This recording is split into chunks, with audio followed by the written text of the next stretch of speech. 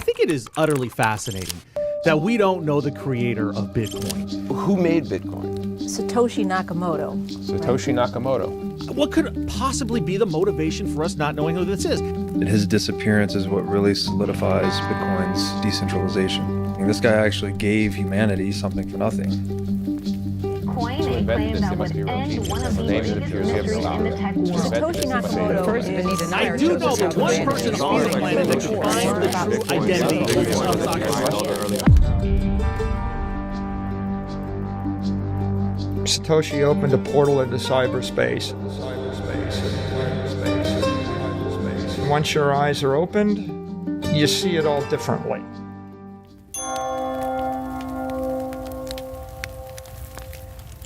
Money has not generally been regarded as having anything to do with journeys into the non-material realm of the spirit. It is generally believed to belong to the material world. It can buy certain things, but it cannot buy friendship, love, intelligence, or the answers to deep and eternal questions about the mysteries of the universe. In fact, money is accused of leading people away from these. This, however, takes us to the curious matter of Bitcoin. In 2009, a brand new form of money was created and released to the world. It was called Bitcoin. It went on to become the fastest asset in the world to reach a $1 trillion valuation. It garnered the attention of the entire financial world. Impressive, but not spiritual. Apart from that, though, quite unexpectedly, many people who study Bitcoin discover that it arouses within them life-altering spiritual journeys. When so few things in this world inspire such experiences, including many of the things that promise to do so, why does Bitcoin do this without making any such promises? Our search for the answer to this question begins at the beginning of Bitcoin's story. It is a story unlike any other.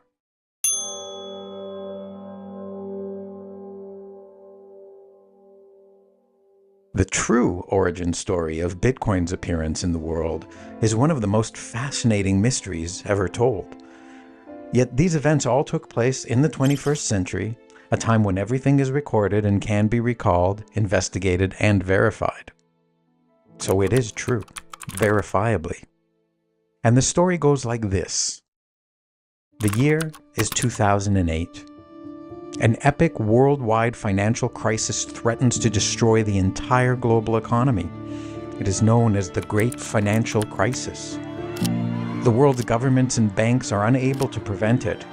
At best, they manage to postpone the consequences, but worsen them in the process. Mass destruction looms in the air. Against this backdrop, seemingly out of nowhere, a mysterious figure appears. He calls himself Satoshi Nakamoto, but we never see his face, and we never hear his voice, because there is no actual individual named Satoshi Nakamoto. Satoshi Nakamoto is a disguise, an online persona. The real person behind this identity is able to keep his actual identity secret, just like superheroes in the comics. Nobody asked for him to appear or to provide any help. Nobody knew he existed. Nobody knows his true identity. Yet, out of nowhere, he shows up, and he brings with him an invention which he calls Bitcoin. He explains this invention's workings in a short, flawlessly written document. In this paper, he also presents a solution to a problem that mathematicians and computer scientists claimed could not be solved. They had proven that it could not be solved. Yet, despite the theoretical impossibility of solving this problem, Nakamoto provides a solution that does work in practice, and it is an essential part of how his invention functions. The invention itself works as a new form of money, unlike any that came before it. It is an intangible, yet incorruptible money, ruled by no person, no institution, no company, and no government. It is rules without any rulers. For a couple of years, the mysterious Satoshi maintains the system, evangelizes the idea, and finds volunteers to run and tweak it alongside him. And then, poof, quietly, he simply disappears. It's an exit with no fanfare, not even an announcement. He merely leaves, sending a final email to one developer saying he has moved on to other things and that Bitcoin is in good hands. He is never heard from again. What becomes of this invention, then?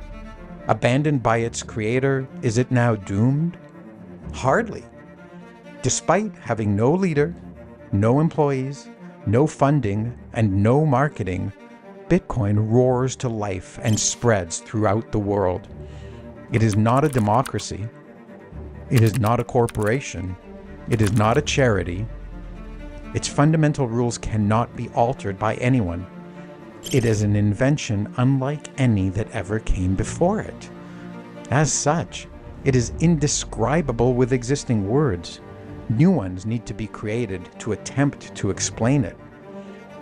And its creation is itself hard to describe. Nobody can quite explain how in one single act, Satoshi was able to simultaneously address the unsolvable mathematical problem and build a system that could run itself without requiring regular maintenance. Bitcoin can, and in fact does, run itself. Moreover, the system is accessible to every single human being on Earth. Nobody needs to go through a sign-up process to use it, and nobody can prevent anybody else from using it. And the system itself cannot be stopped. Even the most powerful governments in the world are powerless to stop it. It is a system engineered to essentially last forever. Its design can accommodate running for billions of years without ever running out of storage space or exhausting user IDs or even requiring any significant upgrade. Its continued operation relies only on the eternal and unchanging laws of math and physics. Bitcoin does so many things that no invention before it could. How did Satoshi do it, people wonder. But because he's vanished, no one can ask him how he did it. In vanishing, Satoshi took with him these secrets, but he left behind, abandoned, approximately 1 million bitcoins that he himself earned in its earliest days, long before the coins were worth anything to others.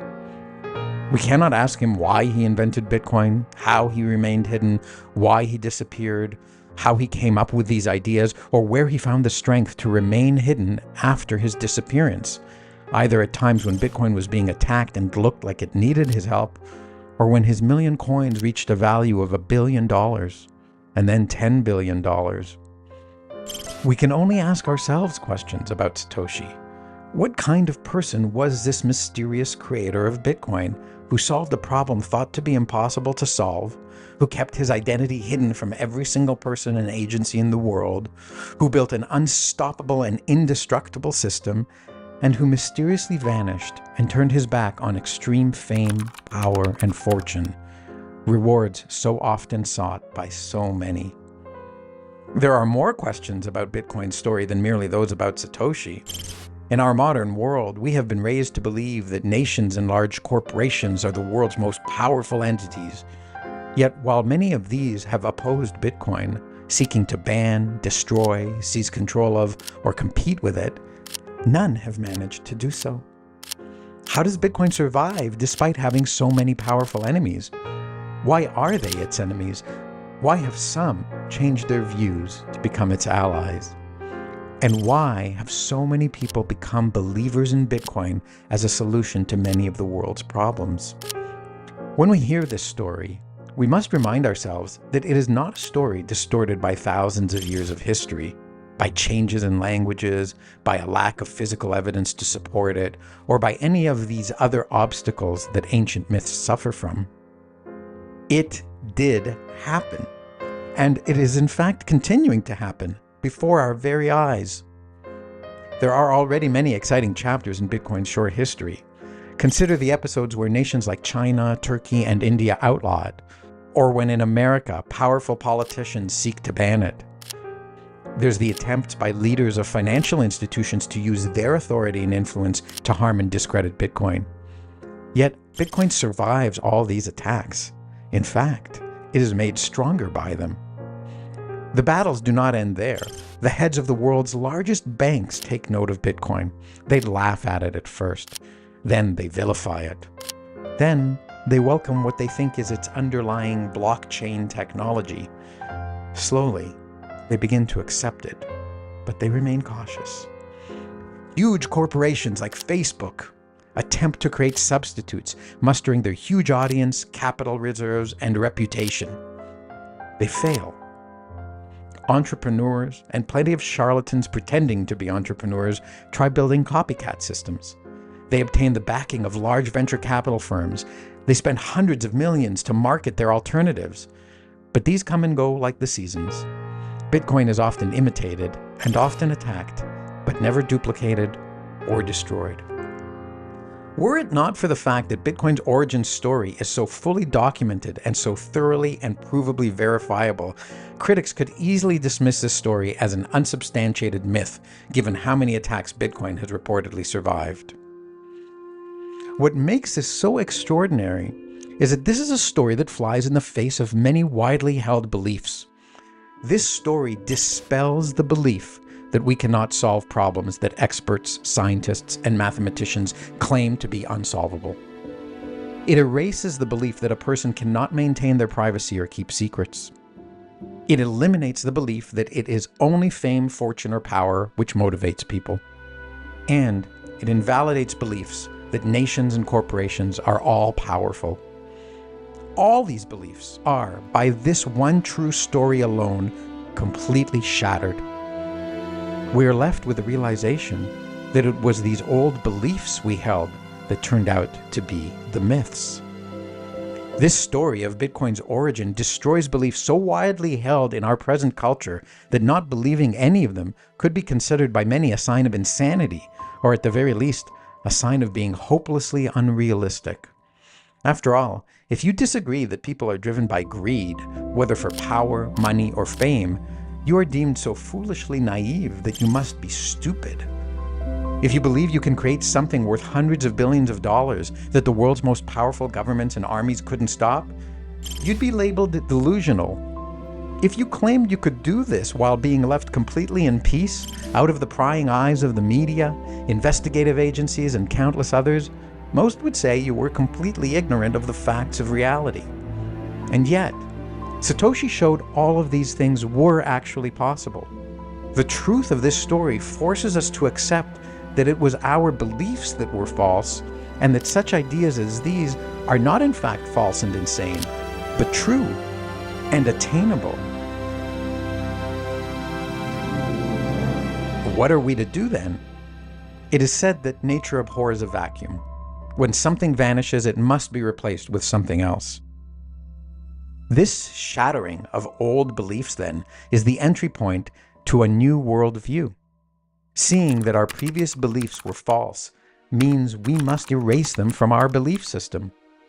But we cannot leave blankness and emptiness where they once stood in our minds. We need to replace them. The telling of the story of Bitcoin, in shattering old beliefs, thus reveals the entry to a new world of beliefs, which replace the old and cynical ones the story erased. Even more importantly, it causes us to ask what the implications of those new beliefs are.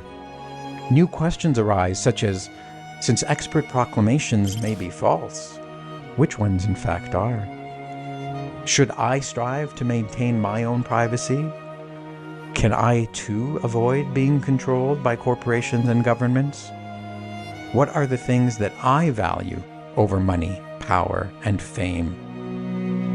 As may be obvious now in retrospect, the best way to initiate a new spiritual journey is to erase old beliefs that no longer stir one's spirit, ones which maybe never did. And since this is what the true story of Bitcoin actually does, it is not surprising that many who hear it embark on a spiritual journey, one which involves asking questions like, where does power really rest today? What else might I believe that is false? What might I be able to accomplish that I thought was impossible? What might others be able to accomplish that we have been told was impossible? What might actually be possible? And how might the world be different if we do these things? Entering this rabbit hole, as it is known, now freed of those previous constraining beliefs and assumptions, is the moment of spiritual awakening for many. Satoshi's story, being a true story of hope rather than a mere fictional one, rids many people of the idea that hope is just wishful thinking limited to the realm of fiction. It shows unequivocally and provably that extraordinary feats can be achieved even by a single individual. Armed with this belief that many more things are possible than previously thought, the incentive to dream and to hope and to work to make those hopes and dreams come true in reality is ignited.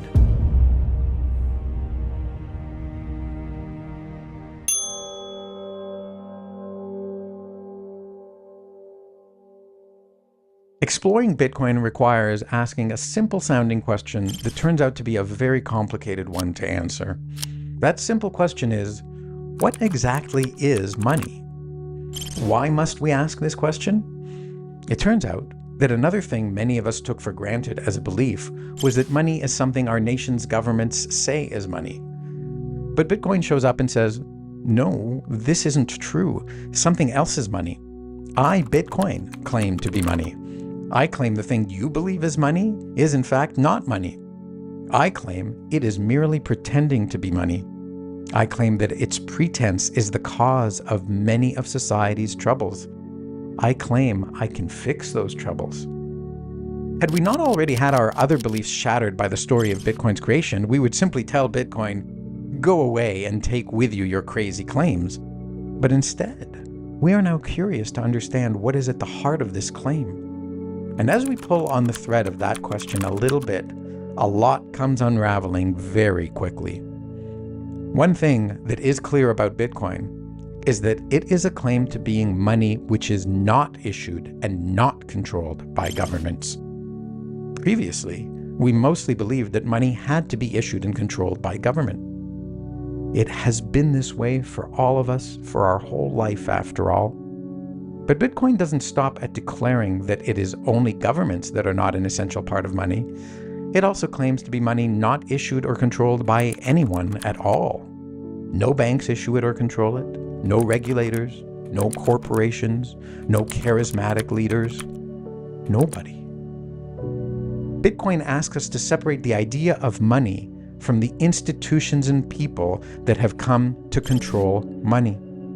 In today's world, these happen to be governments, central banks, financial insiders, powerful multinational corporations, militaries, and other hugely powerful institutions. Bitcoin, if it is money separated from all human control. Bitcoin allows us, for the first time ever in our lives, to look at the idea of money purely as money, separated from any contaminating influences and control. It cuts away the external and distorting influences upon money from the thing that money itself is. It allows us to look at money alone, in isolation, in its purest form. Purified money. This is true whether or not we come to believe or accept that Bitcoin is purified money, because in just making this claim, Bitcoin causes us to ask, what is purified money when it is separated from the controlling influence of others? Some of us discover that money itself, which we previously thought of as an integral part of a system corrupted by many forms of wickedness, greed, injustice, and unfairness, turns out to have nothing to do with any of those things. We find that money is good, and that it is as much a victim of that corrupted system as we are.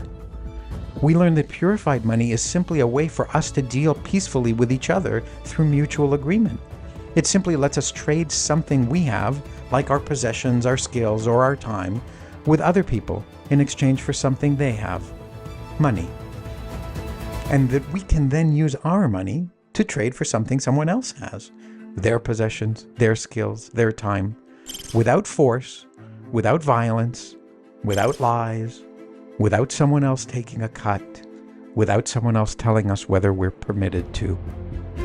Pure money is the enabler of peaceful dealings between free people. This is a powerful insight in and of itself, but it also opens us up to a further step in our spiritual journey, exploring other things in their purest form.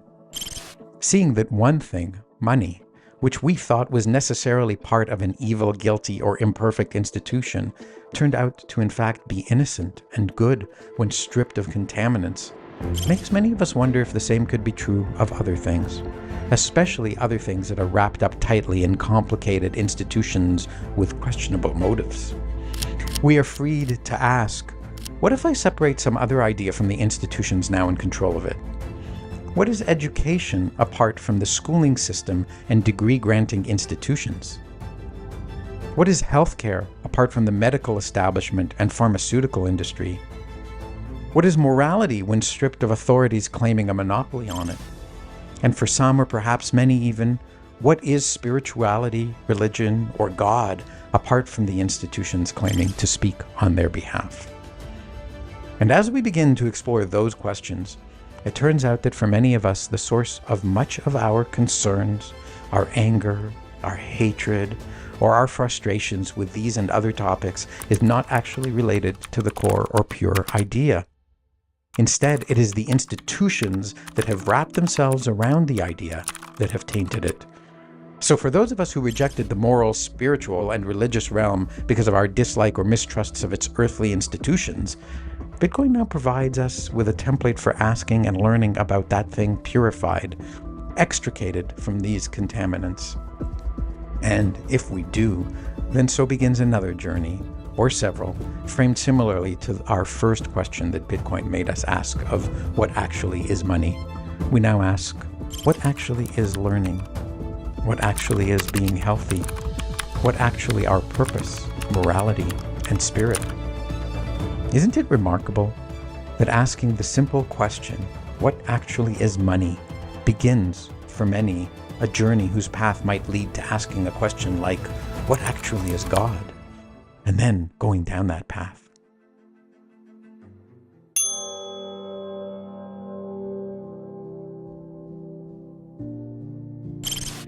Bitcoin is purely digital. It is intangible. It is non-material. The non-material is the spiritual. It thus follows that Bitcoin is a spiritual form of money. Bitcoin does require things that come from the material, non-spiritual world, all that math and physics and computer programming that go into it.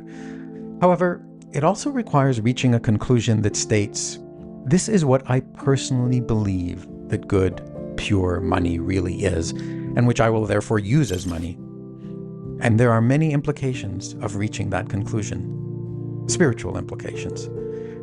First, one must accept that an intangible thing is nevertheless real. Much of the dismissal for many people of the idea that the spiritual realm is real comes down to its immateriality. They hold the following to be true. If I can't touch it, then it isn't real, or at least it isn't as real as some alternative that I can touch. Many people even believe that the intangible is just an illusion.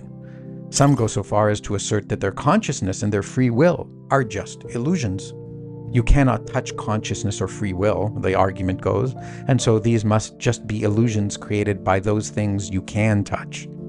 However, if you find yourself believing in Bitcoin, you have reached the belief that money that can't be touched is more real money than any that can be touched. And once again, you have a model for re-examining your previously held beliefs about reality and purity of things that can't be touched. But it is more than merely its intangibility that makes choosing Bitcoin a choice that necessitates accepting immaterial ideas as both real and important. This belief that Bitcoin is pure has another very important implication. Making the choice to use that which you believe to be pure. This too is a spiritual decision. Why choose to use pure money? What is special about purity? Why not mix something else in? After all, we have a system of money that already has government, central banks, and all those other characteristics mixed in. Why choose purity? The answer to this is not obvious.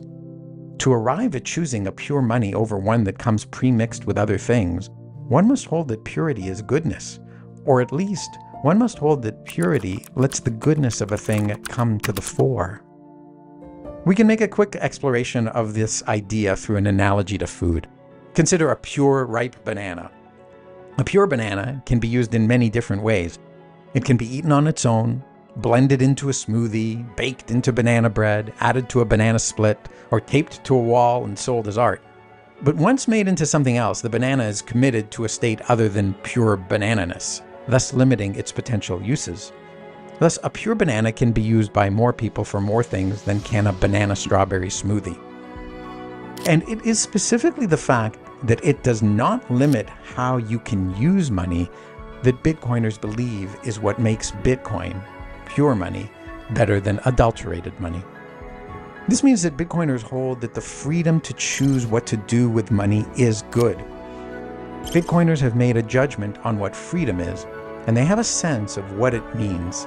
This means that Bitcoiners hold that the freedom to choose what to do with money is good. Bitcoiners have made a moral judgment on what freedom is, and they have a sense of what that means, that it means being able to make personal choices. Freedom is, of course, another spiritual idea. You cannot touch freedom. Yet, if you value pure money, you value money whose very use is the exercise of freedom.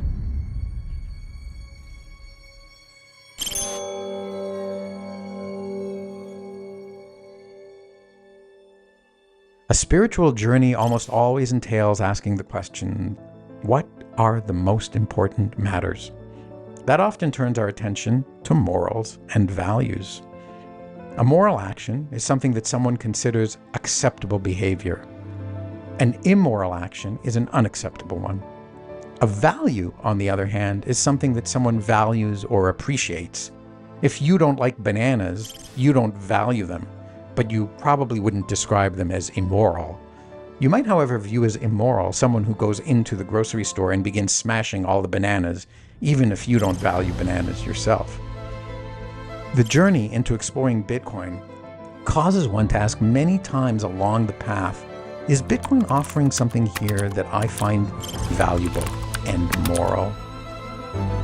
It makes one look into one's own spirit to verify what it is that one finds moral and valuable.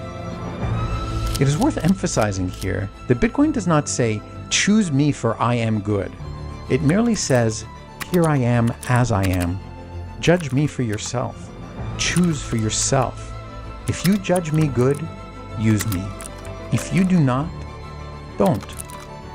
You do not use Bitcoin because someone made you do it, or because Bitcoin forced you to use it. You use it because you, based on your values and your morals, choose to use it. Let's take a closer look at what this means.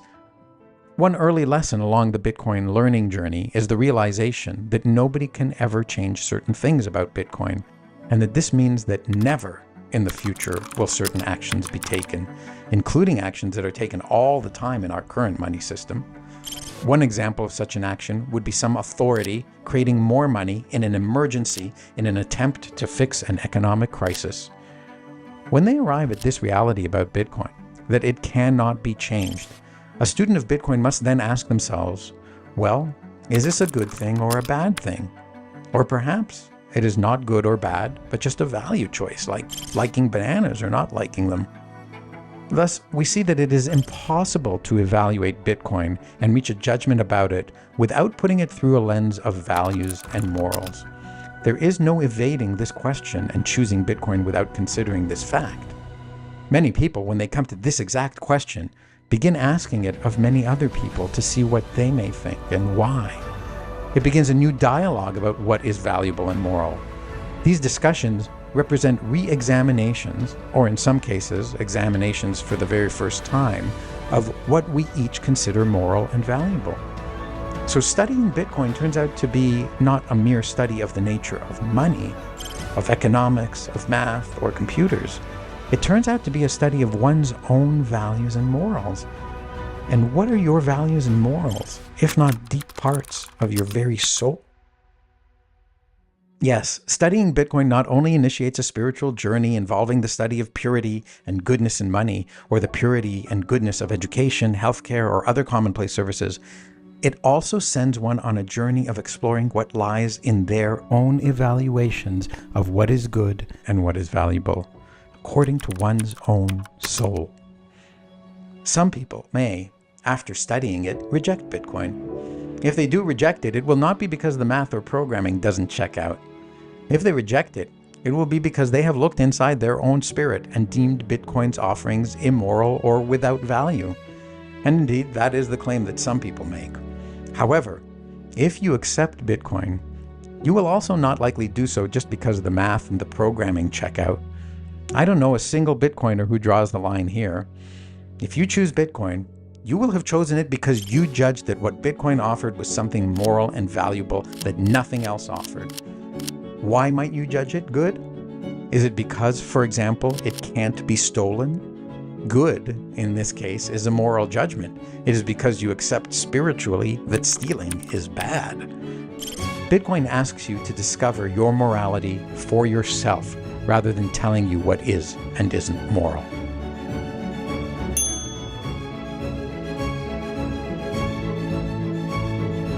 There are many other aspects of the study of Bitcoin that direct its students to spiritual considerations, questions, discussions, and oftentimes even answers. But they will not all be explored, for our time here is nearly finished.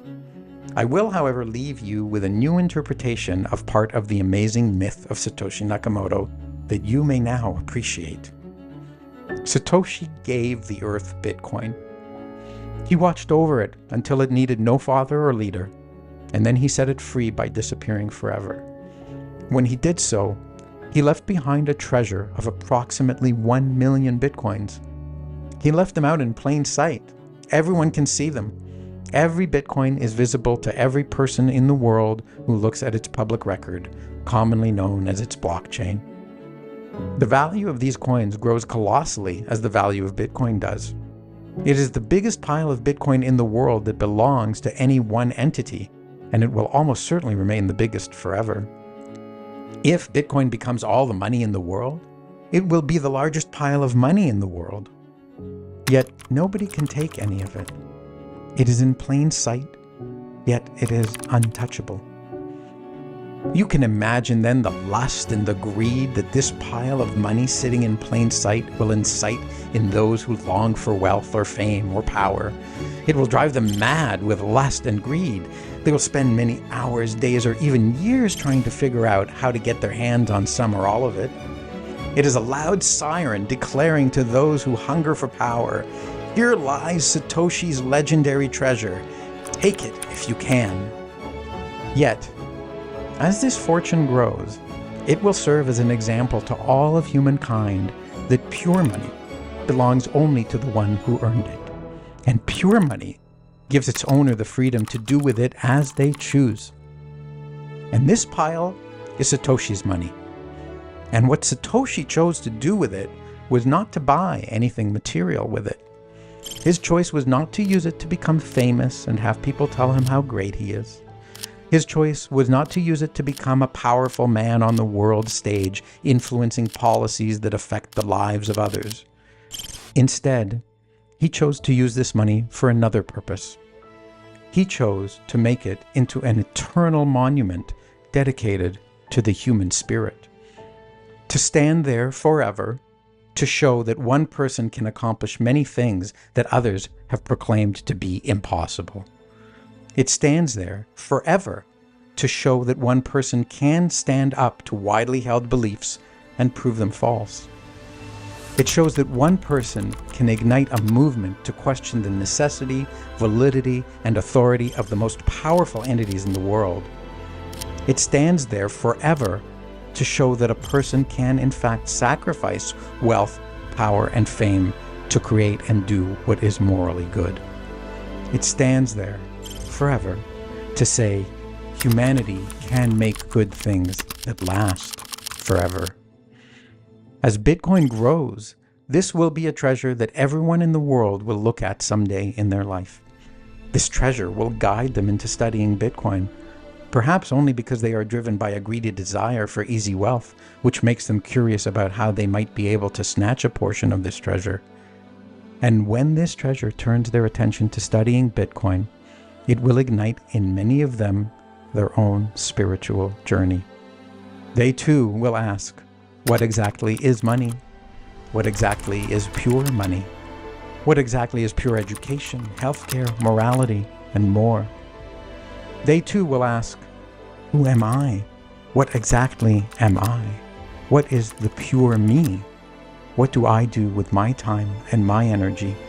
This treasure will send them on a journey that leads them to knowing truly for themselves what it is they personally judge to be valuable, what they judge to be good, and what they choose to do with their life, because it will take them closer to knowing who they purely are. And so, the lesson to be learned by anyone who looks upon Satoshi's coins, whether it is with mere curiosity, or with greed, or with awe, is actually this: do not waste your time reaching for this pile of money, for if you do, you will waste your precious time on earth. This money is not yours, and does not belong to the pure you. This money is not, in fact, the real treasure of Satoshi Nakamoto. This is merely an incorruptible monument paying tribute to the real treasure. The true legendary treasure of Satoshi Nakamoto, however, is actually available to you. And it is available to everyone. It is available at no monetary cost. The true legendary treasure of Satoshi Nakamoto is the discoveries you will arrive at on your personal spiritual journey of finding out what is true, what is pure, who you are, and what you will do with your precious time because you judge it valuable and good. It is discovering the incalculable treasure that is the pure, authentic, uncontaminated you. A treasure more rare and precious than any other that will ever exist.